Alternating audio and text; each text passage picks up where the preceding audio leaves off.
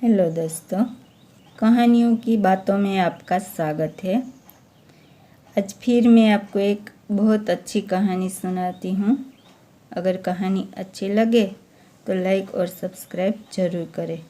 जोधपुर की एक चर्चित दुकान पर लस्सी का ऑर्डर देकर हम सब दोस्त यार आराम से बैठकर एक दूसरे की खिंचाई और हंसी मजाक में लगे ही थे कि एक लगभग 75-80 वर्ष की बुजुर्ग महिला पैसे मांगते हुए मेरे सामने अपने हाथ फैलाकर खड़ी हो गई।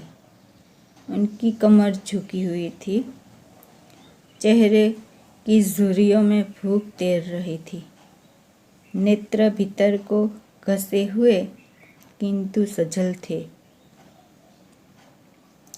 उनको देखकर मन में न जाने क्या आया कि मैंने अपनी जेब से सिक्के निकालने के लिए डाला हुआ हाथ वापस खींचते हुए उनसे पूछ लिया, दादी जी लच्छी पिएंगे? मेरी इस बात पर दादी कम अचंभित हुई और मेरे मित्र अधिक, क्योंकि अगर मैं उनको पैसे देता तो बस 5 या 10 रुपये ही देता, लेकिन लस्सी तो 30 रुपये की एक है। इसलिए लस्सी पिलाने से मेरे गरीब हो जाने की और उस बूढ़ी दादी के द्वारा मुझे ठग कर अमीर हो जाने की संभावना बहुत कम बढ़ गई थी। दादी ने संकुचाते हुए हामी भरी और अपने पास जो मांग कर जमा किए हुए 6-7 रुपये थे वो अपने कांपते हुए हाथों से मेरी ओर बढ़ाए। मुझे कुछ समझ नहीं आया तो मैंने पूछ लिया, ये किस लिए?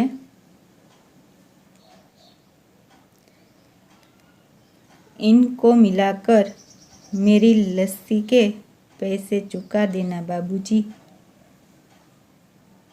भावुक तो उनको देखकर ही हो गया था। रही बची कसर उनकी इस बात ने पूरी कर दी। एकाएक मेरी आंखें छलछला आई और भरभराए हुए गले से मैंने दुकान वाले से एक लस्सी बढ़ाने को कहा। उसने अपने पैसे वापस मुट्ठी में बंद कर लिए और पास ही जमीन पर बैठ गई।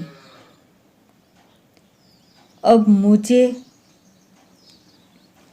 अपनी लाचारी का अनुभव हुआ, क्योंकि मैं वहाँ पर मौजूद दुकानदार, अपने दोस्त और कई अन्य ग्राहकों की वजह से उनको कुर्सी पर बैठाने के लिए नहीं कह सका। डर था कि कहीं कोई टोक ना दे, कहीं किसी को एक भीख मांगने वाली बूढ़ी महिला के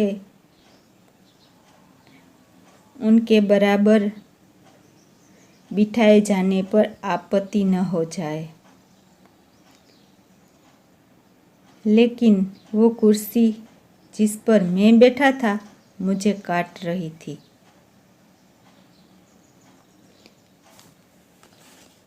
दोस्तों, भिक्षावृत्ति समाज का एक कलंक है, पर हर इंसान अमीर बनने के लिए या कुछ कमाने के लिए ही भिक्षा नहीं मांगता, किसी की मजबूरी भी होती है।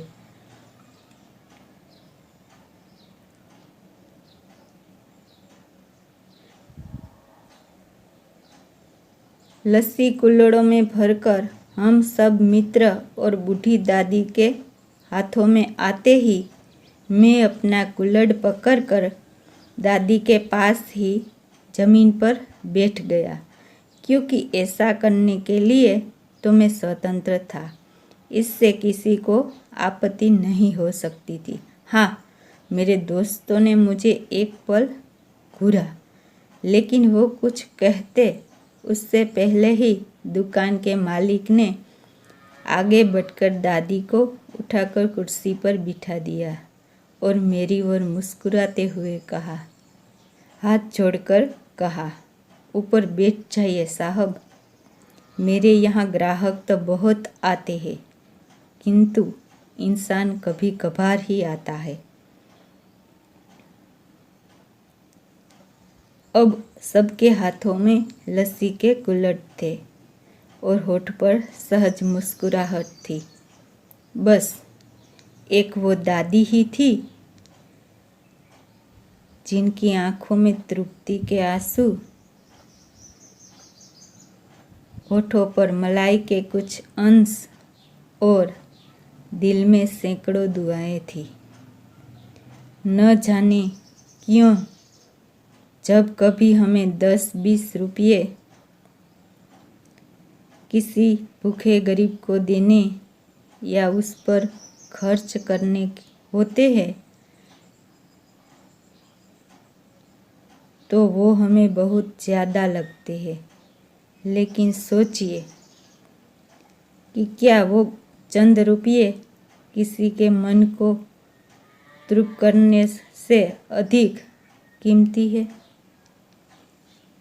जब कभी अवसर मिले, ऐसे दयापूर्ण और करुणामय काम करते रहे, भले ही कोई आपका साथ दे या ना दे। इसलिए अपाहिजों और बूढ़े इंसान की मदद जरूर कीजिए। Thank you.